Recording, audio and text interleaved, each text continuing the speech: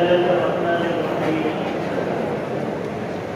الحمد لله رب العالمين والصلاة والسلام على سيد الأنبياء والمرسلين وعلى آله وصحبه أجمعين أما بعد عن عبد الله بن عمر رضي الله عنهما أن النبي صلى الله عليه وسلم كان يدعو بهذا الدعاء اللهم اغنني بالعلم وزينني بالحلم واكرمني بالتقوى وجملني بالعافية أو كما قال عليه الصلاة والسلام.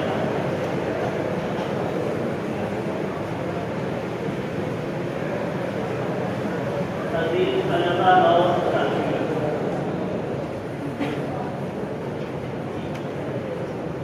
حضرت عبداللہ بن عمر رضی اللہ عنہ نبی کریم صلی اللہ علیہ وسلم سے دعا نقل کر رہے ہیں کہ نبی کریم صلی اللہ علیہ وسلم ان 4 باتوں کی دعا کیا کرتے تھے.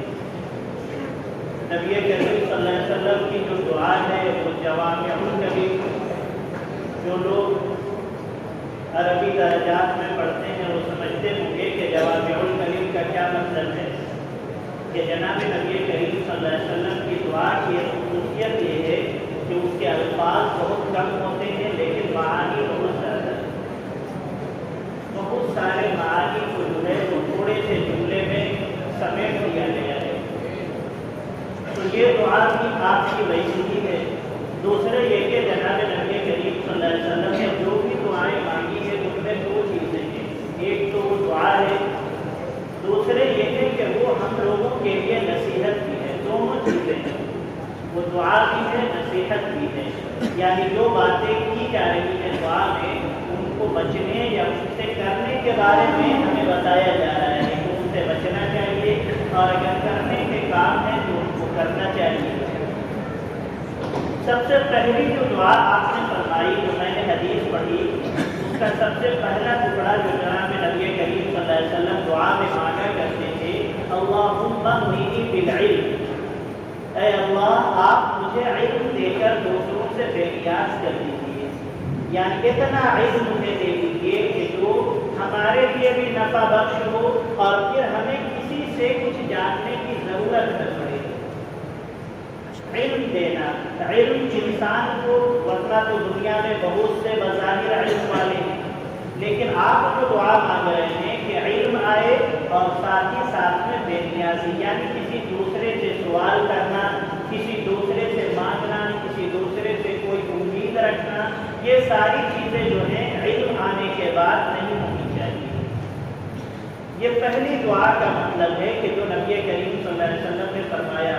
یعنی ہر انسان کی سب سے بڑی خوش نصیبی یہ ہے کہ اللہ تعالیٰ اس کو ایسا علم دے دے کہ وہ خود قرآن پاک سے، احادیث پاک سے، فقہ سے وہ خود مسائل کو بتا سکتا ہے، وہ دوسروں کو قرآن پاک کی کوئی آیت سمجھا سکتا ہے، وہ حدیث پاک کی کوئی تشریح دوسروں کو بتا سکتا ہے، وہ کوئی فتویٰ دے سکتا ہے، وہ کوئی مسئلہ مسائل بتا سکتا ہے. اگر اس طرح کا علم اللہ تعالیٰ نے کسی کو دیا ہے تو اس کا مطلب یہ ہے کہ اللہ تعالیٰ نے اس پر بہت بڑا احسان کیا ہے، بہت بڑا فضل ہے اللہ تبارک و تعالیٰ کا کہ اللہ تعالیٰ نے اس کو علم دے کر دوسروں سے بے نیاز کر دیا. اسے کسی سے سوال کرنے کی، مانگنے کی، پوچھنے کی ضرورت نہیں پڑتی ہے. اسی وجہ سے تو لیکن علم کے لیے ضروری ہے، علم کا لفظ قرآن پاک کے اندر جہاں پر بھی آ رہا ہے، یرفع اللہ الذین آمنوا منکم والذین اوتوا العلم درجات، اور بھی قرآن پاک کی کئی آیات ہیں جو علم سے متعلق ہیں. ایسے ہی احادیث پاک کے اندر جہاں پر بھی علم کا لفظ آ رہا ہے تو اس سے دین کا علم مراد ہے، حلال حرام کا علم مراد ہے. اس لیے کہ دنیا کا علم اگر کوئی انسان نہیں سیکھتا تو ہو سکتا ہے کہ دنیاوی اعتبار سے اسے کچھ نقصان ہو، لیکن اس کا نقصان ہمیشہ کا نہیں ہے، وہ بس دنیا کی زندگی کا نقصان ہے. لیکن اگر کوئی علم دین نہیں سیکھ رہا ہے تو یہ نقصان دنیا کا تو ہے ہی، آخرت کا بھی نقصان ہے. تو علم جو ہے حقیقت میں جب بھی بولا جاتا ہے تو اس سے علم دین مراد ہوتا ہے. یعنی اللہ تبارک و تعالیٰ اپنے دین کی علم کسی کو دے دے، حلال حرام کی کسی کو سمجھ دے دے، مسئلہ مسائل کا علم دے دے اور صحیح علم دے دے۔ صحیح علم کی دعا کرنی چاہیے۔ ایک تو بہت سے دنیا میں ایسے لوگ ہیں کہ جن کو اللہ تعالیٰ نے علم سے نوازا، لیکن علم اس کا صحیح علم نہیں ہے۔ صحیح علم کا مطلب یہ ہے کہ جو علم سلف کے طریقے پر ہو۔ علم جو آتا ہے وہ سینہ بسینہ آتا ہے، کتابوں سے علم نہیں آتا، علم سینہ بسینہ آتا ہے۔ تو جو صحابہ، تابعین، تبع تابعین، محدثین، فقہا جو ایک دوسرے کو پڑھاتے چلے آئے اور یہ سلسلہ آج تک چلا آ رہا ہے، ان کے سینوں سے جو ہم کو علم ملا ہے وہ صحیح علم ہے۔ اگر ہم نے کتابوں سے کچھ چیزیں سیکھ لی لیکن ہم نے اسے آدھا صحیح سمجھا، آدھا غلط سمجھا، یا سلف، صحابہ، تابعین وغیرہ کے راستے سے ہٹ کر اگر ہم نے علم کا کوئی مطلب سمجھا تو وہ صحیح علم نہیں ہے، وہ علم گمراہی کی طرف لے جائے گا۔ جناب نبی کریم صلی اللہ علیہ وسلم نے دو دعائیں اور مانگی ہیں۔ ایک تو مشہور دعا آتی ہے اللہم انی اسألک علما نافعا، نافع علم چاہیے، اور نافع علم وہی ہوگا کہ جو سلف کے طریقے پر ہو، صحیح طریقے پر ہو۔ ورنہ کتنے ایسے عالم ہیں دنیا میں جن کے پاس کتابوں کا علم بہت ہے لیکن وہ خود صحیح راستے پر نہیں ہے، ان کی فکر صحیح نہیں ہے، ان کا نظریہ صحیح نہیں ہے، ان کا عقیدہ صحیح نہیں ہے، تو یہ علم یہ مفید نہیں ہے، یہ نقصان دہ ہے۔ دوسرے یہ کہ نبی کریم صلی اللہ علیہ وسلم نے جو دوسری دعا مانگی اللہم انی اعوذ بک من علم لا ینفع، اے اللہ میں ایسے علم سے آپ کی پناہ چاہتا ہوں جو فائدہ نہ دے۔ علم تو بہت آ گیا، کتابوں کا علم آ گیا، کسی کی زبان بہت اچھی ہو گئی، لیکن وہ سلف کے طریقے پر نہیں ہے، اس کا عمل ٹھیک نہیں ہے، تو یہ عمل جو ہے یہ صحیح علم نہیں ہے۔ علم صحیح ہونا چاہیے، اور دوسرے یہ علم صحیح کہاں سے آئے گا؟ صحیح علماء سے پڑھ کر، صحیح علماء کی کتابیں پڑھ کر۔ کوئی بھی کتاب اٹھا کر اگر ہم پڑھنے لگیں گے تو اس سے ہمیں صحیح علم نہیں ملے گا۔ وجہ یہ ہے کہ کتاب جب انسان پڑھتا ہے تو کتاب کا جو مصنف ہے اس کا اثر ہمارے دل تک پہنچتا ہے۔ اسی لیے کتابوں کو ایسے علماء کی کتابیں پڑھنی چاہیے کہ جو علماء ربانی ہیں، حق پرست علماء ہیں، صحیح راستے کے پر چلنے والے علماء ہیں، ان کی کتابیں پڑھنی چاہیے تاکہ ان کے کتابوں میں جو نور ہے وہ ہمارے دل میں منتقل ہو۔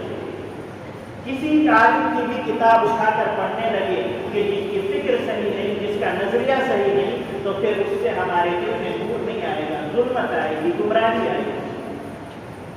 حضرت معاویہ رضی اللہ عنہ جب حج کرنے کے لیے گئے تو وہ ایک جگہ پر بیٹھے ہوئے تھے اور وہاں سے بہت سارے حجاج کی جو جماعت ہے وہ گزر رہی تھی۔ چنانچہ ایک قافلہ گزرا تو بہت سارے لوگ جو تھے وہ ایک شخص کے پیچھے پیچھے جا رہے ہیں۔ تو حضرت معاویہ نے پوچھا کہ یہ کون آدمی ہے کہ جس کے پیچھے پیچھے یہ لوگ جا رہے ہیں؟ تو بتایا گیا کہ یہ کوئی بہت بڑا شاعر ہے اور لوگ اس سے اشعار کے لیے اس کے پیچھے پیچھے جا رہے ہیں، اس کے آگے پیچھے چل رہے ہیں، اس سے اشعار سننا چاہ رہے ہیں۔ حضرت معاویہ نے کہا کہ یہ کوئی بہت خاص علم نہیں ہے، جان گئے تو بہت اچھی بات ہے، نہ جانے تو کوئی بات نہیں۔ اسی طریقے سے ایک ان کے جانے کے بعد ایک اور قافلہ گزرا۔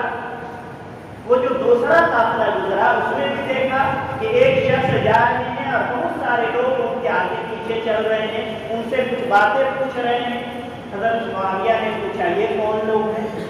تو بتایا گیا کہ یہ جو آدمی ہے اس کو نسب کا بہت علم ہے۔ عربوں کے اندر خاندان اور نسب کا علم رکھنا یہ بہت اہم مانا جاتا تھا۔ وہ گھوڑوں تک کا نسب یاد رکھتے تھے کہ یہ گھوڑے کی نسل کیا ہے، تاکہ یہ پتہ چل سکے کہ یہ خالص نسل کیا ہے۔ تو ایسے ہی وہ انسانوں کا بھی جو ہے وہ نسب نامہ، خاندان کا جو پورا وہ تفصیل ہے اس کو وہ محفوظ رکھا کرتے تھے۔ حضرت معاویہ نے کہا کہ یہ بھی کوئی بہت بڑا علم نہیں ہے، اگر جان گئے تو بہت اچھی بات ہے، نہ جانے تو کوئی بات نہیں۔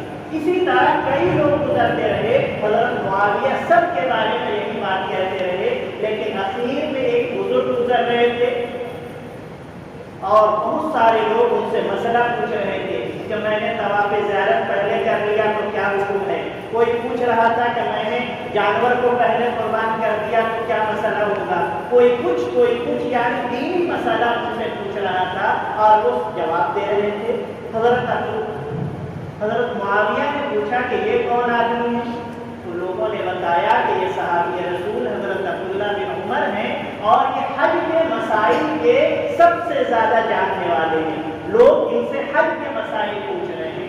حضرت معاویہ کہنے لگے کہ ہاں یہ علم ہے، یہ سیکھنا چاہیے، اصل علم یہ اصل عالم ہے، اور ان سے جو مسئلہ مسائل سیکھا جا رہا ہے، پوچھا جا رہا ہے، یہ اصل ہے۔ یہ تو میں نے پہلے ٹکڑے کی تشریح کیا جو حدیث میں آ رہا ہے۔ دوسرا ٹکڑا حدیث کا کیا ہے؟ وَزَيِّنِّي بِالْعِلْمِ، علم کے معنی ہم سمجھتے ہیں بردباری، سمجھداری، کسی کام کو جلد بازی میں نہ کرنا، سوچ سمجھ کر کرنا، کوئی بھی کام کرنے سے پہلے تک کوئی اچھی طرح سوچنا کہ اس کام کا انجام کیا ہوگا، اس کام کا نتیجہ کیا ہوگا، یہ بھی ایک عالم کے لیے بہت ضروری ہے۔ اگر کسی عالم کے پاس علم بہت ہے لیکن اس کے مزاج میں جلد بازی ہے، وہ انجام نہیں سوچتا، ایسے ہی وہ کسی کی بات کو برداشت نہیں کرتا، تو اس کا علم دوسروں تک بہت زیادہ نہیں پہنچ سکے گا۔ بہت سی مرتبہ ایسا ہوتا ہے کہ علمی مسائل میں علماء میں اختلاف ہو جاتا ہے، کسی دوسرے عالم کا نظریہ کچھ اور ہے، کسی ہمارا نظریہ کچھ اور ہے۔ اگر ہم وہاں پر یہ کہنے لگے کہ بس ہمارا ہی نظریہ صحیح ہے، دوسرے کا نظریہ غلط ہے، ہم دوسرے کو بالکل گالی گلوچ کرنے لگے، اسے غلط کہنے لگے، اس کی بات کو بالکل توجہ نہ دیں، اس کی بات کو سمجھنے کی کوشش نہ کریں، تو یہ علم کے خلاف ہے۔ آج یہی ہوتا ہے کہ آج کل علماء میں بھی جلد بازی کا مزاج ہے کہ ہم اگر کسی نظریے کو صحیح سمجھتے ہیں تو بس ہم یہ سمجھتے ہیں کہ ہم ہی صحیح ہیں، سب غلط۔ یہ جو نظریہ پیدا ہوا ہے یہ علم کی کمی کی وجہ سے پیدا ہوا ہے۔ تو علم کے ساتھ ساتھ علم بہت ضروری ہے کہ انسان کو اگر کوئی ایسی بات پیش آ جائے جو اس کے مزاج کے خلاف ہو تو وہاں پر اسے چاہیے کہ وہ جلد بازی سے کام نہ لے، بلکہ اچھی طرح سوچے سمجھے، اس کے بعد جواب دے۔ اگر کسی مسئلے کے بارے میں آپ سے پوچھا گیا ہے تو آپ منہ اٹھا کر فوراً مسئلہ نہ بتا دیں، بلکہ اگر آپ کو اس مسئلے کے بارے میں معلوم نہیں ہے تو آپ پہلے مسئلے کو جانیں، اس کے بعد بتائیں۔ آپ اس سے صاف صاف یہ کہہ دیں کہ ابھی یہ مسئلہ مجھے نہیں معلوم ہے، میں بعد میں بتا دوں گا آپ کو، میں کتاب دیکھ کر بتا دوں گا، یہ نہیں کہ آپ کی زبان پر جو آیا آپ نے بول دیا، تو یہ علم کے خلاف ہے۔ یہ دوسری چیز ہے۔ تیسری چیز جو جناب نبی کریم صلی اللہ علیہ وسلم نے فرمائی وہ اکرمنی بالتقویٰ، آپ ہمیں تقویٰ کے ذریعے عزت بخشیے۔ تقویٰ دنیا میں عزت کا سب سے بڑا معیار ہے، قرآن نے بھی یہی بات کہی ہے، ان اکرمکم عند اللہ اتقاکم۔ کسی خاندان کا، کسی رنگ کا، روپیے پیسے کا، مال و دولت کا، حسب نسب کا، اللہ تعالیٰ کے یہاں اس کی کوئی قیمت نہیں ہے۔ اگر یہی ہوتا کہ خاندان کی وجہ سے لوگ بڑے ہو جاتے تو ابو لہب کو بہت بڑا ہونا چاہیے، وہ تو بنو ہاشم کا تھا، نبی کریم صلی اللہ علیہ وسلم کا چچا تھا، لیکن خاندان کا بڑا ہونا یا کسی پیغمبر کے خاندان سے ہونا، کسی بزرگ کے خاندان سے ہونا، یہ کسی کے لیے مفید نہیں ہے، بلکہ اللہ تعالیٰ کے یہاں جو سب سے پہلا معیار ہے وہ عزت کا وہ کیا ہے؟ تقویٰ۔ تو علم کے مطابق عمل ہونا چاہیے تبھی تو تقویٰ آئے گا۔ اگر علم کے مطابق ہمارا عمل نہیں ہے تو وہ عالم متقی نہیں ہے، اور اگر عالم متقی نہیں ہے تو اس کا علم مفید نہیں ہے۔ یہ تیسری چیز کی۔ اور چوتھی چیز جو آپ نے فرمائی وہ بہت جامع دعا ہے جناب نبی کریم صلی اللہ علیہ وسلم کی، وَجَمِّلْنِي بِالْعَافِيَةِ، آپ مجھے عافیت کے ذریعے خوشخبری خوبصورتی دیجیے۔ عافیت کسے کہتے ہیں؟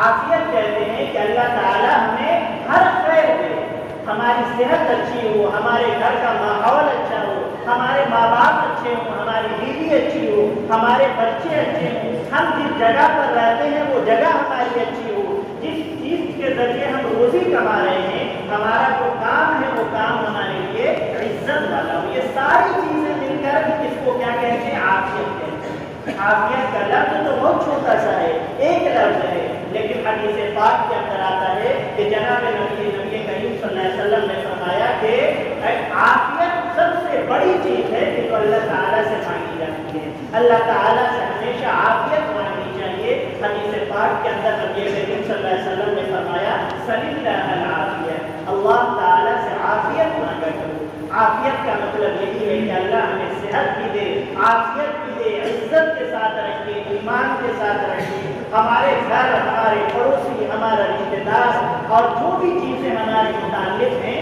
سب ہمارے لیے ویسی ہو جیسا ہم چاہتے ہیں، سب اچھی ہو، کوئی چیز ایسی نہ ہو کہ جو ہمارے لیے نقصان دہ ہو۔